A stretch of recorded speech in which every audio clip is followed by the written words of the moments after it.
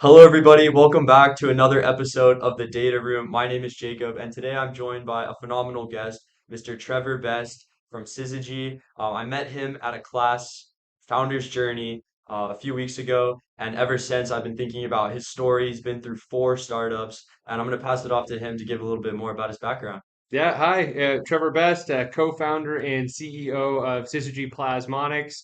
My background, born and raised in Midland, Texas for the first 18 years, went to Texas Tech, got some business degrees, went into the energy industry, went through engineering and quality and ultimately into R&D, and then took all that R&D knowledge and met my co-founder, Dr. Kadiwada, and started Syzygy. That's my life in a nutshell. Awesome. Well, I'm super excited to have you on today. The first kind of question is, why did you agree to come on this podcast? Because you asked me, and like in general, I enthusiastically say yes to almost every opportunity. I have found that the universe delivers like good things to you in strange ways. And when you came and asked me, "Do I want to be on your podcast?" I was like, "Hell yeah!" Because something good could come out of it, and I generally just like to show up and participate. Yeah, I mean, Yeah. I really appreciate it. I kind of feel the same way. I feel like there's a lot of opportunities out there, and you always just, as an entrepreneur, you really always just want to say yes to every single thing that comes your way. So I really appreciate it, and hopefully it's going to be worth your time. Oh, absolutely. And I will just say that I love to make friends.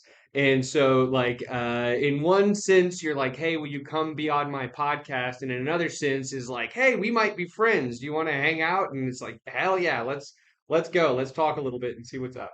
Awesome. I appreciate it. Hopefully we can become great friends. So, as a CEO, what has been on your mind recently? Oh man, all kinds of stuff.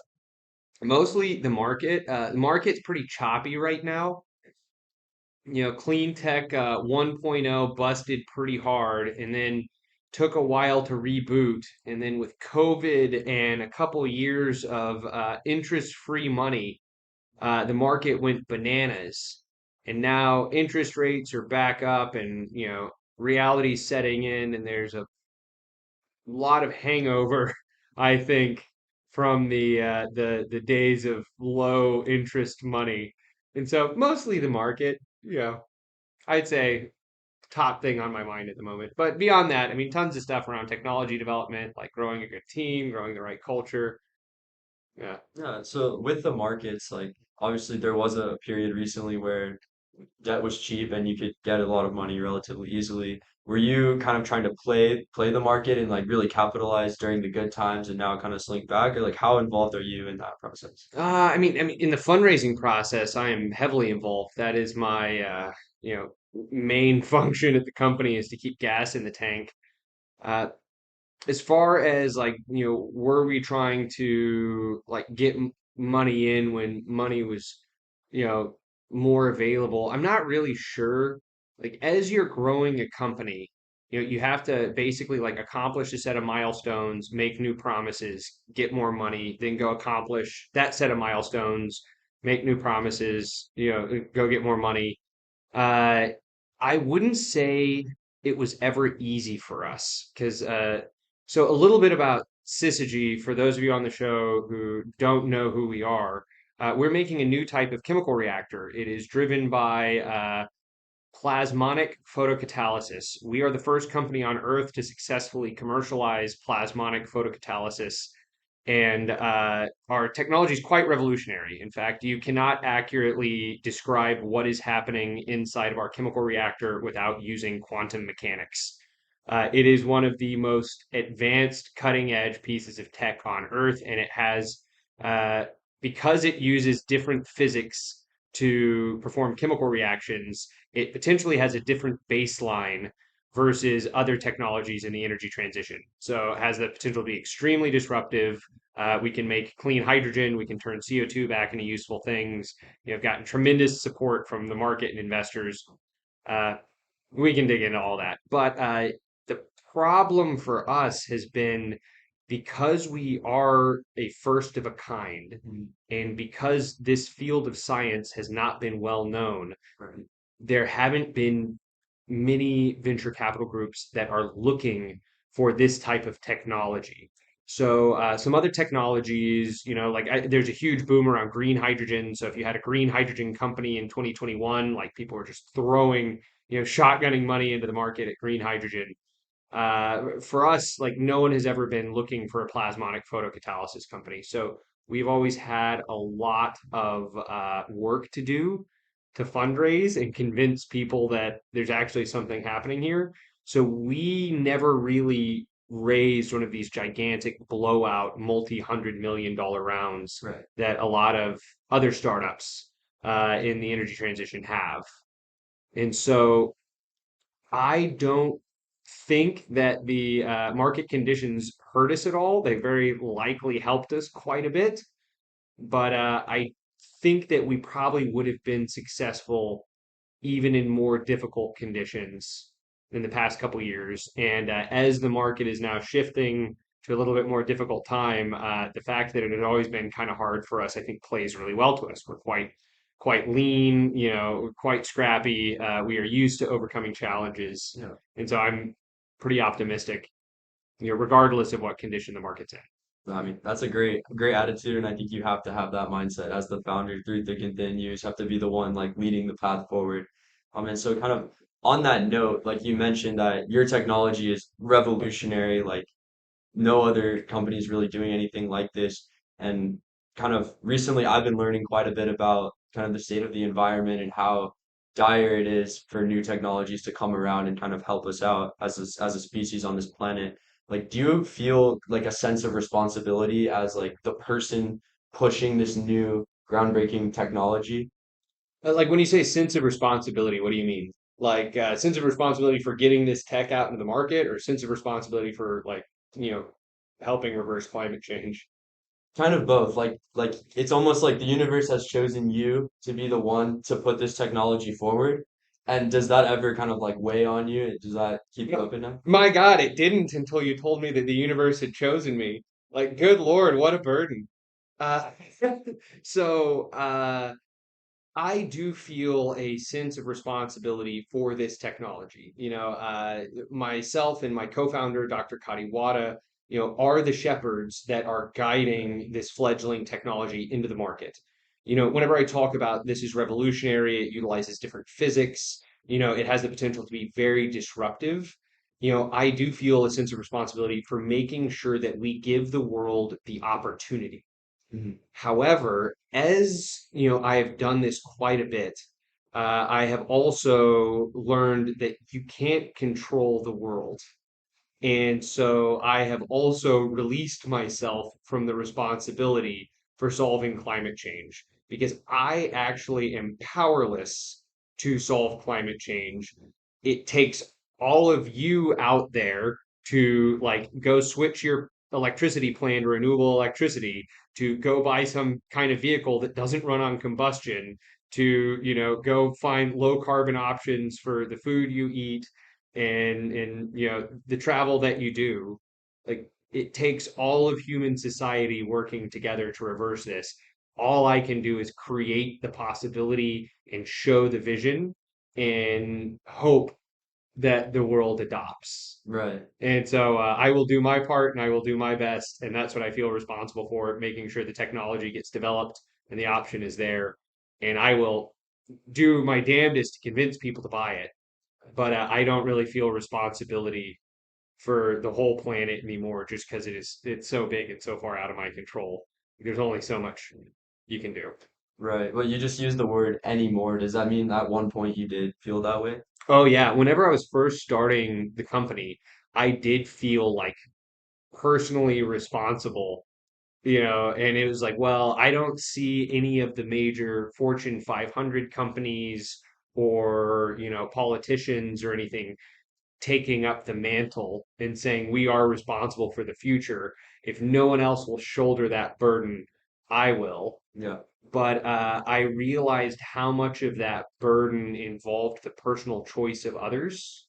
Mm. And you can't force others to change, and you can't force your decisions on others, I don't think. And so, what I've decided to do is believe in them. I honestly believe that there's a better future ahead of us, and I honestly believe that humanity is going to make it out of this mess. But I no longer feel personally responsible for the day-to-day choices of 8 billion people. Fair enough. Fair enough. I mean, something that you said that really resonated with me is kind of along the lines of like, if not me, then who?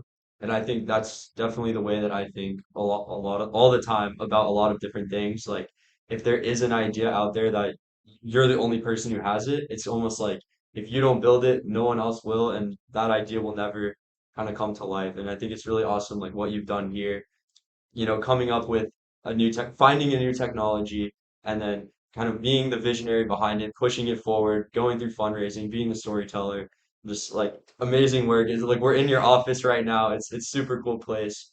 So on that note, you kind of found this technology. Can you talk a little bit about how you kind of came across the Syzygy technology? So yeah, Syzygy is company number 4 for me. The first 3 didn't make it for various reasons, and it was the second company with my current co-founder. And so Dr. Kadiwada and we put our heads together and we came up with a framework. Like, how do you find and evaluate a new technology? Part of this was our experience from R&D in the energy industry. Part of it was our experience from other failed startups. And we came up with this framework called it TMI. Yep. It's I funny. studied it on the way here. Yeah. Oh, that's great. It was too much info, but actually it means technology, market, and impact, where you'd assess the technology, like make sure that it's credible, make sure that the people who invented it know what they're talking about, make sure that the metrics are very compelling versus like what's in the market today. Market, like you call customers and we build this, will you buy it? We build a financial model, like can the company actually make money? Mhm.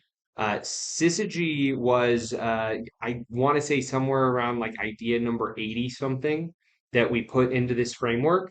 And usually, like what would happen is you'd start building an Excel model for, technoeconomics, and you'd find some sort of critical flaw, like, oh, there's this, one piece of the tech that just like the technoeconomics do not work.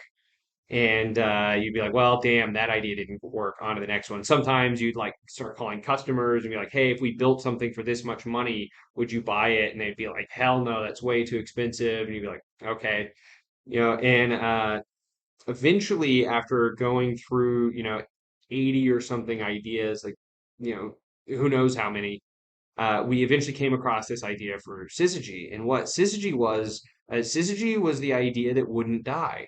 Like everything we were throwing at it, like we're like, okay, how do the metrics compare about, to catalysts in the market? And we're like, oh, the metrics for this catalyst are 30 times higher than what's in the market today. And you're like, oh, damn, that's really impressive. Yeah. And then you're like, okay, how much does it cost to make? And you're like, oh, it is like really, really cheap to make. And if you know what you're doing, it's really easy to make too. Okay, and it's easy to scale up. Okay, that's interesting. What if we build a reactor out of this? Well, the reactor is built from really low cost materials and it doesn't produce any emissions when it operates. And so you're like, oh, that's super interesting. Let's call a customer. And we're like, would you buy this? And they're like, hell yeah, I'll buy one right now if you have it. And you're like, oh, that's really interesting. And like every time you come up to one of these hurdles, like it was just clearing it phenomenally. And after about 6 months of trying to kill it, then you're like, oh man, I guess this is the one. Yeah. And decide to quit your job and take the leap.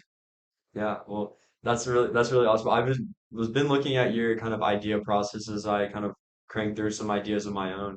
One of the things that you mentioned in my class is during that process of kind of vetting out those 80 or 90 ideas, I think you said something like it took you about 7 months of like going at it nights and weekends.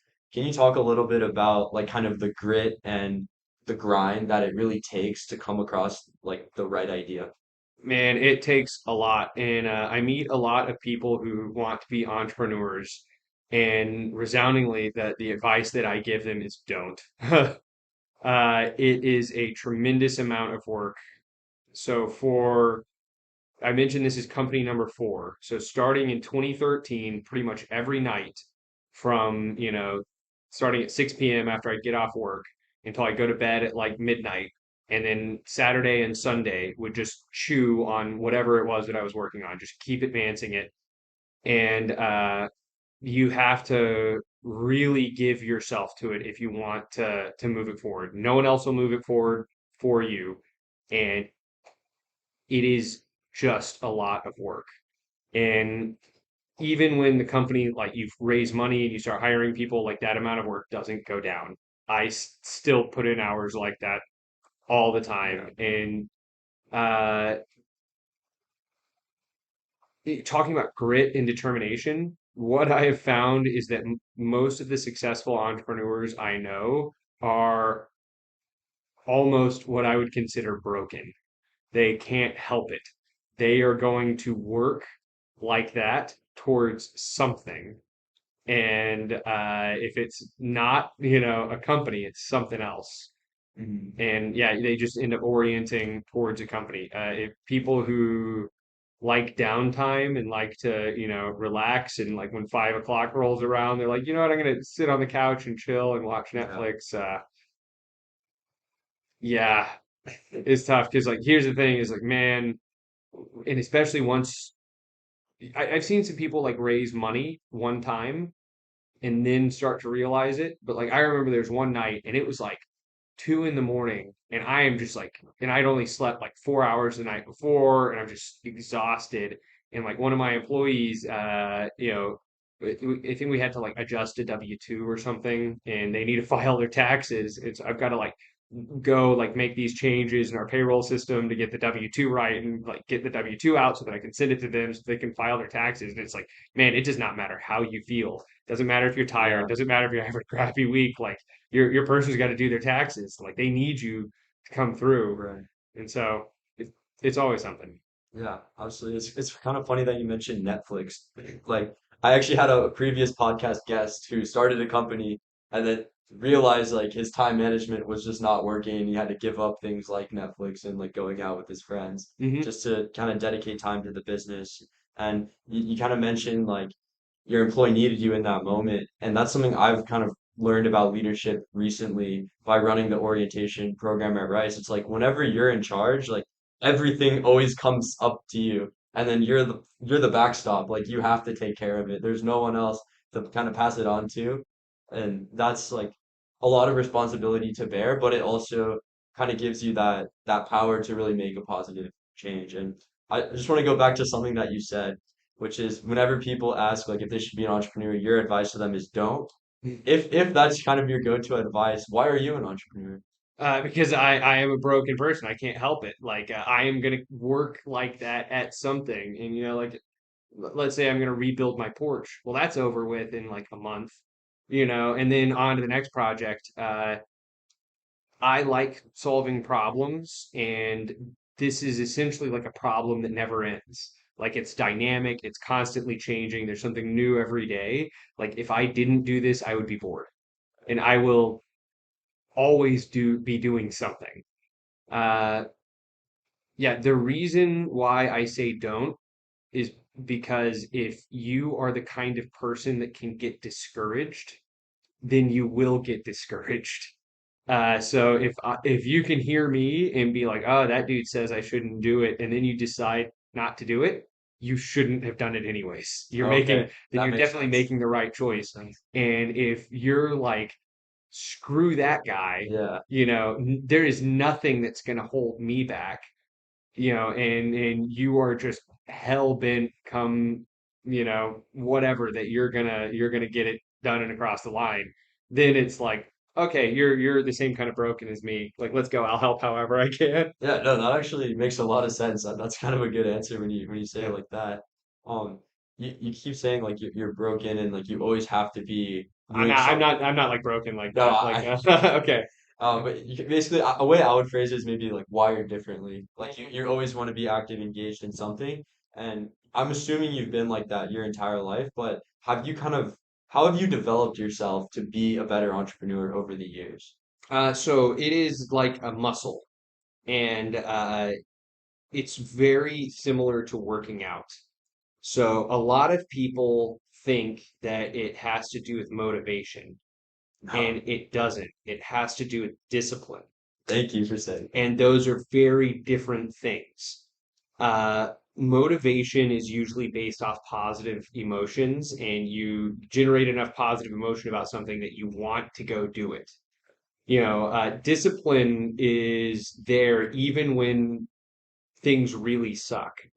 And discipline is what will take you through. So, like going back to the first company in 2013, and you know, even before that, like I started like growing the discipline muscle. And so whenever it's, 6 p.m., instead of letting my brain calm down, you go force yourself to do something. Yeah. You know, doesn't in starting in the beginning, it doesn't matter what it is. It could be like Duolingo, trying to learn a new language or something like that. What I started with was actually reading scientific articles because I've loved science for a long time. I love new technology, and so uh, I used to get on the Reddit, quote unquote, Reddit Journal of Science. And so it's just like Reddit Science. And back in 2012 and 2013, there were tons of posts on there. I haven't been on there in years. Uh, Also, strongly recommend everyone to give up social media. It's great for your mental health.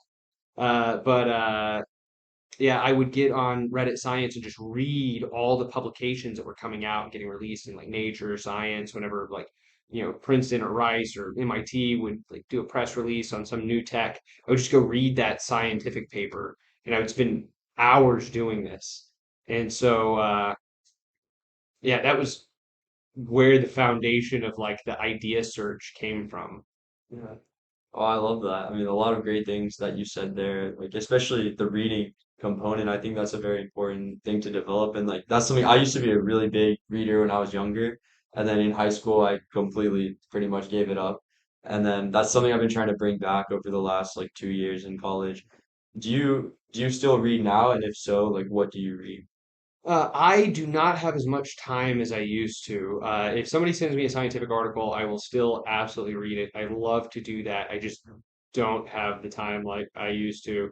If I am reading, it is usually like internal company updates or market updates. But whenever I do have free time to read, I almost exclusively read science fiction now. Okay, awesome. And so you don't read that often and you don't have social media. How do you kind of get your news and like stay in touch with the world, even if it's just like the financial side? Uh, so one is by talking to people constantly all the time. I'm probably in like 10 hours of meetings a day, like customers, investors, and they will generally keep you up to date on what's happening in the market. How's the energy transition going? How are they going? Uh, Beyond that, like I've got, direct reports now, like chief of staff and, who will put information together for me whenever I want it. But yeah, mostly just talking to people. Uh, Social media, I will get on LinkedIn occasionally, and I will read the news. Okay. And so, like, I don't know if that counts as social media, but I like, would count it. probably every 2 or 3 days, I will just go be like, what's the T on planet Earth, and go open up a couple news sites and just see what's going on. Okay.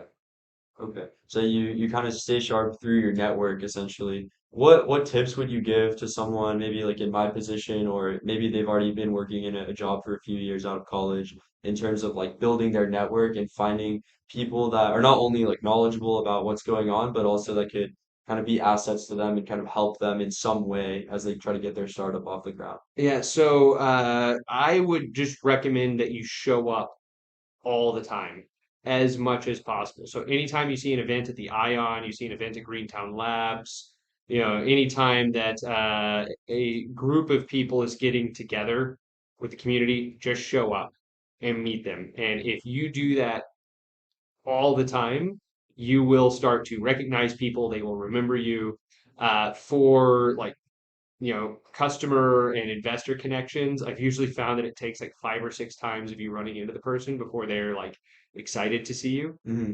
And so just get rolling on that. Like I don't know if this will be posted before then, but like we've got the Rice Energy or Clean Energy Venture Forum coming up. I believe next week or week after next. And so like that's a fantastic event to meet people. Like the NREL Industry Growth Forum, that's a fantastic event to meet people. Any opportunity you get, like happy hours, networking events, just show up and meet people. A lot of the time, it will feel like a waste, and then suddenly like 2 years later you will have like friends, and you won't remember where exactly you met them, but you will remember that you've run into them like 5 or 6 times throughout the years. And so kind of how you were like, hey, do you want to be on this podcast? I was like, hell yes. For years, 2017, 2018, 2019, like right up until COVID started, anytime we got a potential to show up anywhere, I would be like, hell yes, let's go. Mhm. That's awesome. Like I've heard that advice before of just like showing up and kind of making your presence known to people. Whenever you actually are or let me back up just a second. I feel like I've gone to a pretty decent amount of events at the Ion. I was at the Venture Summit recently, and I think sometimes in these events it can be a little bit awkward, like just going up to random people and like meeting them for the first time. Do you have sort of like a process, or what is your kind of approach to those types of events? Yeah, so I usually, so it's changed now. When we were earlier, I used to have very directed approach. Now I will usually show up and hang out. I'll meet the 2 or 3 people who I know are there, and then I'll just hang out and kind of see who's around or see who comes up to me. In the beginning, what I would do is I would look at the list of presenters and attendees if I could find that, and I would probably pick about 10 targets. Like these are people that I want to meet. Mm. And they could be customers, they could be potential investors, and I would, look at them. I'd, find them on LinkedIn. I would know what they looked like, and I would try and remember like one thing about them. And I'm going to come back to this in a second. Uh, and this is a ask for money, get advice, ask for advice, make money twice. It's Oh yeah, yeah, Pitbull Pitbull. quote. We'll talk about that. But the other piece is try and get speaking slots as much as you can. And so any kind of event where there's any sort of speaking thing, like apply to present. Even if you don't think it's like a perfect fit for you, or even if you don't think you'll get accepted, just apply to present everywhere. And after you're done presenting, make sure to hang out in an area where people can see you for a little bit, and a bunch of people will usually come and talk to you. So those two things, like try and get a speaking slot and have 10 targets going in. Awesome. But on the other piece, whenever you do meet people, especially the ones that you're trying to get in contact with, like the high value targets, like, oh, this person, like I'm trying to sell rubber, and this person is like the world's leading rubber salesman. You know, what you should do instead of being like, "Hey, I'm looking for an advisor" or something like that, just be like, "Hey, you're so and so. I really respect your career. Actually, do you have 5 minutes? Because there's a question I'd like to ask you about your experience with the rubber industry, and it could be really meaningful for us." And Yeah. a lot of people will want to help. And so if you ask people for advice or help, they will usually hang out with you and talk for a little bit. And especially if you know something about them, they will usually remember you positively. Sometimes you can get a card and connect with them later. But yeah, you don't want to be too mechanical and be like, you don't walk up to an investor and be like, yo, this is my startup. Do you want to invest? And don't walk up to a potential advisor and be like, hey, do you want to be an advisor for my Yeah. company? You got to be coy. Yeah, no, I really like that approach. I think if you kind of know something about the person you're going to approach beforehand, it really can you can jump straight into a productive conversation rather than just like, oh, hi, like I'm Jacob, I'm a student, and you just kind of go back and forth for a few minutes, just as you're trying to understand what field each other are playing on, right? Yeah. So that's really great advice. I appreciate it. Let's transition away from kind of the interpersonal, and I'm more curious about kind of just you for right now. One thing I'm really curious about is the gym. Like, do you have like a workout regimen? Do you run? How do you kind of take care of your body? Yoga, tons of yoga. Yoga. Been doing yoga since Okay. like 2012.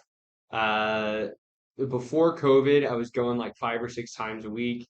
Now I'm getting back into it. Going probably 4 times a week or so. That is strongly recommended. Great for your joints. Really clears your head. Before that, I used to do CrossFit, but I slipped a disc in my back, so I quit doing CrossFit. Yeah. Uh, and I started rock climbing recently. But Okay. yeah, exercise is big. If you don't exercise, your body will like slowly fall apart. Yeah, And it sounds like you're staying active. yeah, there's two things. If you don't want your body, if you want to be an entrepreneur and you want to like live that extreme life, there's two things you got to do. You got to get enough sleep and you got to exercise. And if you do those two things well, your body will generally take care of the rest. Yeah, well, that kind of leads right into the next thing I was going to ask, which is like kind of what does your sleep schedule usually look like? Man, it was abysmal for years. So for the first like 2017, 18, 19, probably up until like end of 2022, I would average like 4 to 6 hours of sleep a night. I'd pull all-nighters like once a month. Like, it was not good. And like if you look at pictures of me when we started Syzygy and pictures of me now, it's like looking at like a if you've seen those presidential Oh photos, like yeah. when they entered office, when they get out and they just look like so old and Yeah. tired when they leave office. Like, yeah, my starting Syzygy and today picture looks like that. Really? Yeah. And so it wasn't until this past year that I really started to value sleep a lot more, and strongly recommended. Everyone should definitely do Yeah. that. Well, so whenever you are kind of in those moments where it's just necessary to keep working, you don't really even have 6 hours to sleep, maybe you only get four for a given night. Did you have any like strategies to combat the tiredness? Like, do you go to caffeine? Do you try to like get a quick run in or something to get your energy up? How do you approach those situations? I mean, all of the above. Tons of caffeine, little quick exercise routines like pull-ups or push-ups can definitely help. The single best one I found though is power nap. Okay. And so I don't know if this is true. So go look it up and see if I'm wrong. And if I'm wrong, ping me on LinkedIn. But I read that your body will enter into like more long term. There's like a period of like, REM sleep versus deep sleep. Right. And when you first start going to sleep, there's about 20 minutes where you're getting rest, but you're not quite asleep. And then longer than 20 minutes, you start like a long sleep cycle. Yeah. And to get through a long sleep cycle takes about an hour and a half. So if you're taking a nap, your nap should either be 20 minutes or less or an hour and a half.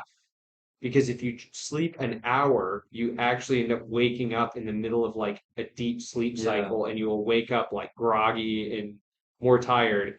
And for whatever reason, that seems to work for me. Okay. So I can take like a 15-minute power nap and like fill up my tank a little bit and keep going pretty well. And if I'm really tired, you can go for an hour and a half and get back up. And it usually is better than like an hour or 2 hours or Yeah. I don't know if that's true, but I mean, I've heard that from similar or like a similar story from other people. I don't know if you're familiar with Jocko Willink. He's like a ex-military guy that just goes on a lot of podcasts, and someone asked him like, "Do you ever take naps?" And he's like, "Yeah, I'll take an 8 to 10 minute nap every now and then."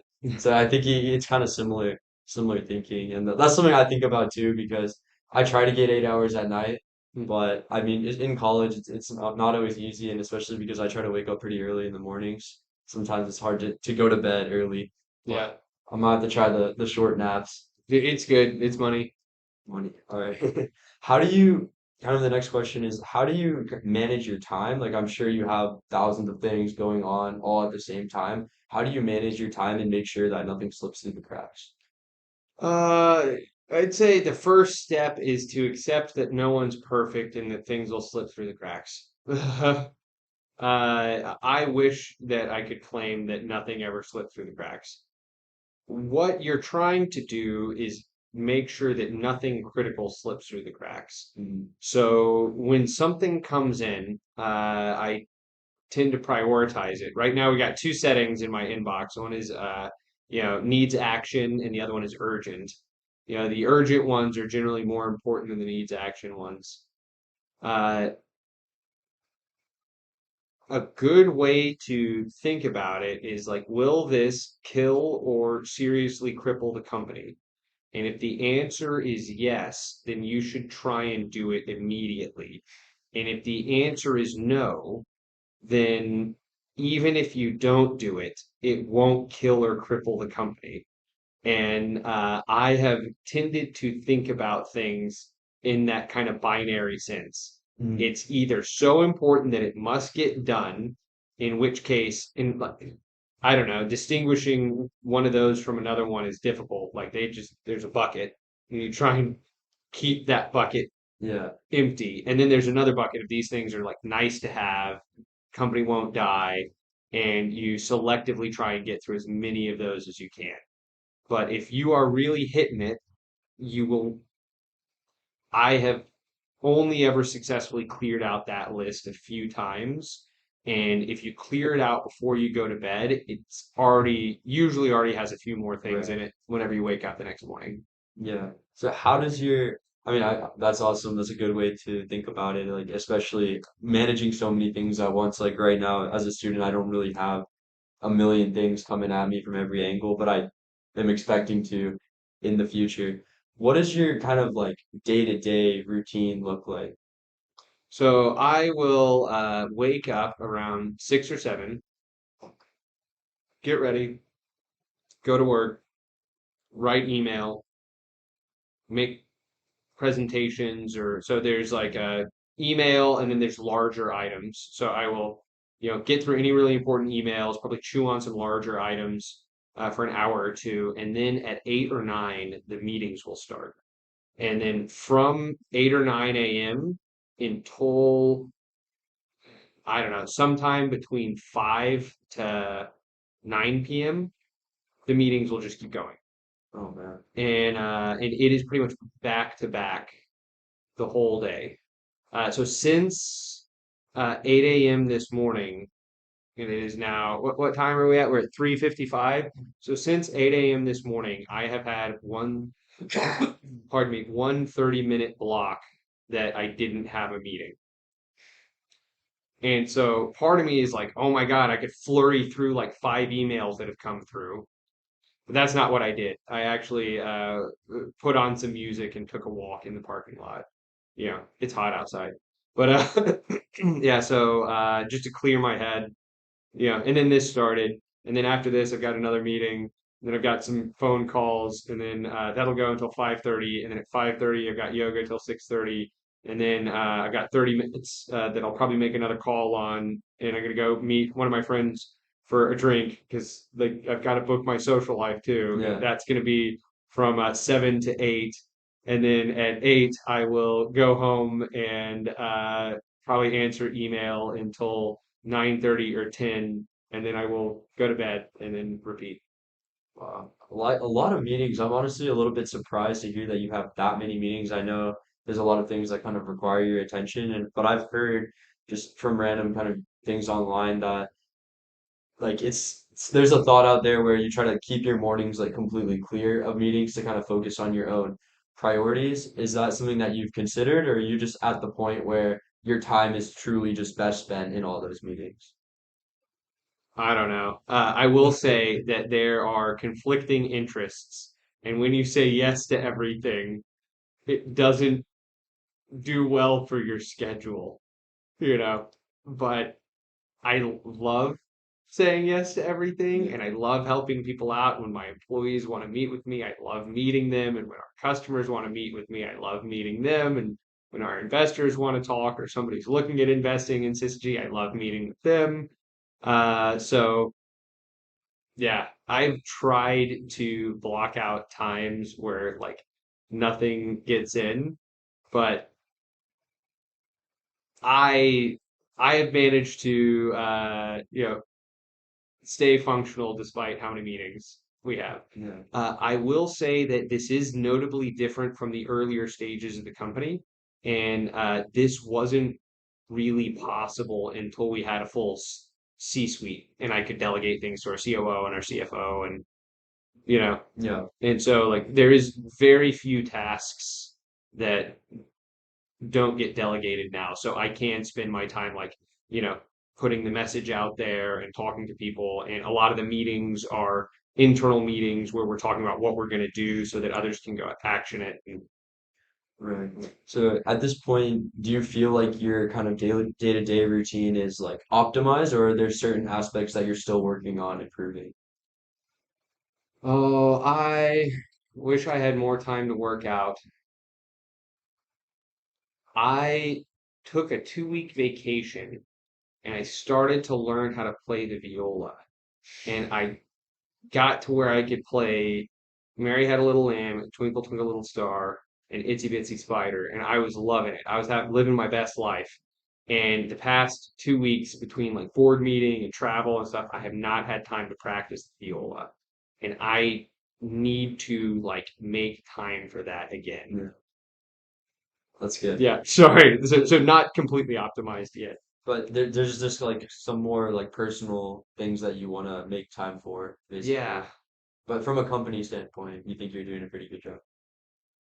I hope so. Ask me again in 2 years. Let's see how we do. If we're still kicking ass in 2 years, then yes. Yeah, so on the note of like looking 2 years in the future, I'm kind of curious. Let's go maybe 5 years back. How do you think you've changed the most in the last 5 years? Uh, that is an interesting question. I would say that I am more confident. I used to assume that others had it all figured out. And I have since realized that very few people have it figured out, and we're all just doing our best. And so, for what we should do with the company and how we should like move it into the market, I'm a lot more confident than I was 5 years ago. And I would say that in the early days, I needed to be the one doing the task, and I have learned to delegate and trust others to do well in their job. And that has been very successful for us.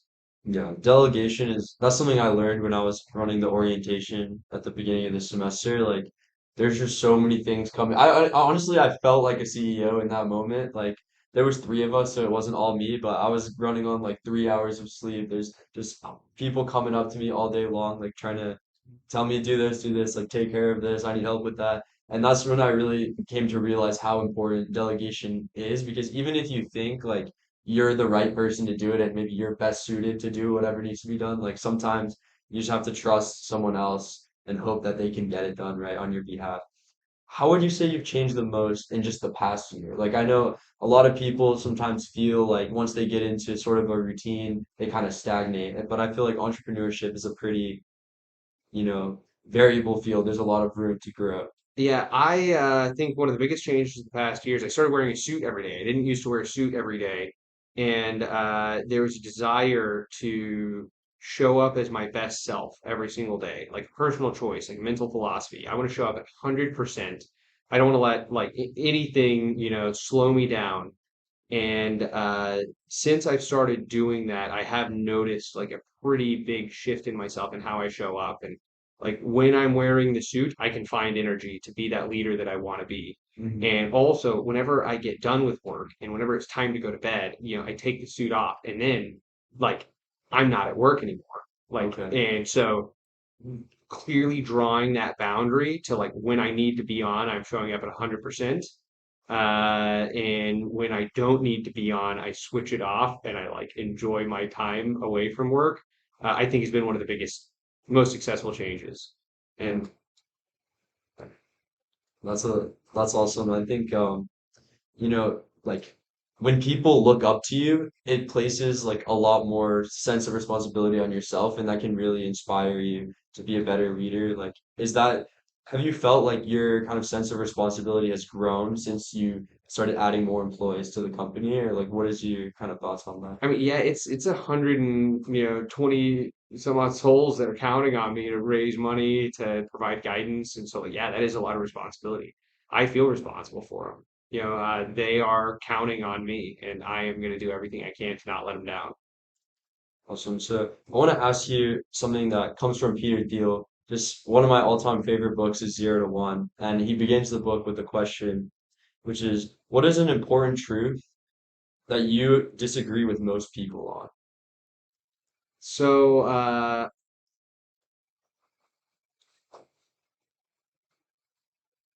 I saw this in the question list, and my immediate, like, very kitschy response was that you shouldn't listen to Peter Thiel when growing a company. But I think a lot of people will tell you that things are difficult or it can't be done. I think that if you're growing a company, one of the things you shouldn't listen to are the naysayers, and you should believe in yourself. It Mhm. might not work today, but if you keep trying at it, and as long as you don't give up, you're going to get there.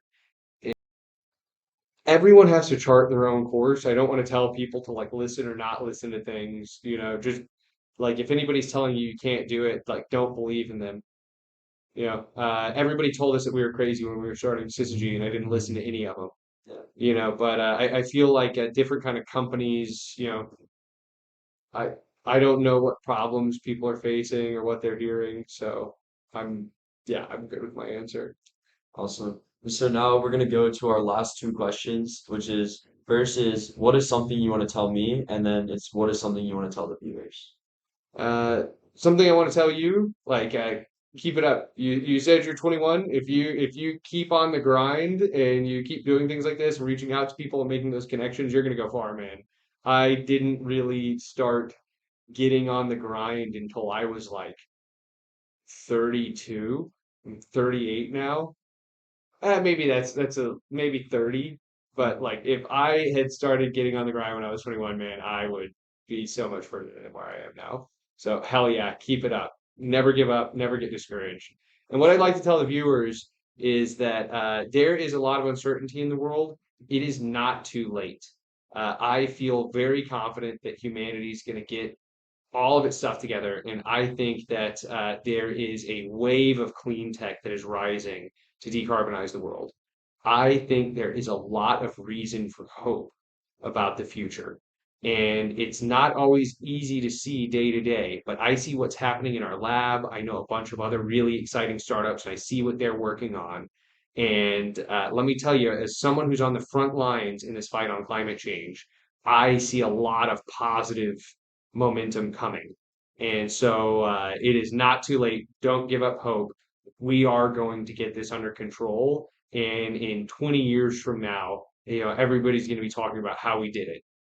Man, And I, so, I hell yeah. love hearing that. I love hearing that great outlook on, on the future. I always like to say, sign my emails, definitely optimistic. And I think that was a very optimistic view of the future that I think people need to hear. So that concludes this episode of the Data Room. Thank you, Trevor, for coming on. It was an amazing conversation. I had a great time, and I hope that the viewers learned a lot. Thank you so much. Oh, yeah. Thank you, Jacob. It was a pleasure being on. And thank you to everyone out there, for believing in us. And I believe in you too. Cheers.